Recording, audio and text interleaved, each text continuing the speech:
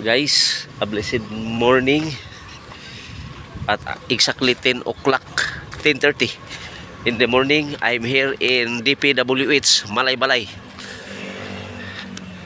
So DPWH Malaybalay, in order to follow up my land in Kibawi, Bukidnon, natamaan sa karsada guys. So I'm here guys to follow up. So mao na siya guys, ang administrative and finance building for DPWH Malaybalay City, Bukidnon. So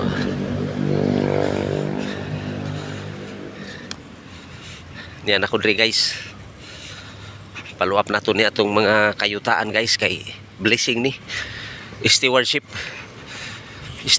given by our Lord God and Savior to my grandfather Silvino Tuyok Lara, and pass on to my father Santiago Dalora Lara, and yours truly James Makiling Lara Sr.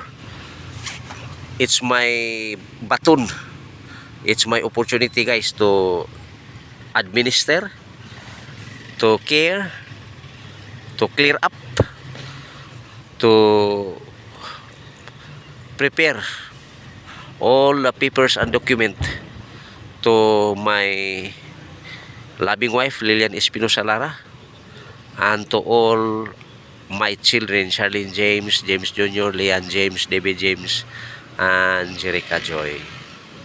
So salamat ani guys. So kabilin, so the property, I am the heirs of my grandfather Santiago Silvino Tuyok Dalora, Silvino Tuyok Lara, and my father Santiago Dalora Lara. Now I am James M. Lara Sr. to prepare this to pass on my next generation, Charlene James, James Jr., Leanne James, Debbie James, Jerica Joy, and coming apo nako guys. So guys, next year may apo na ako guys. So senior citizen na. So kailangan na guys nga mag-prepare na talaga sa mga papers in order that the next generation is not difficult hard to them to do my unfinished job. Unfinished job.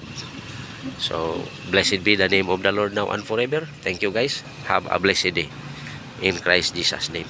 Amen.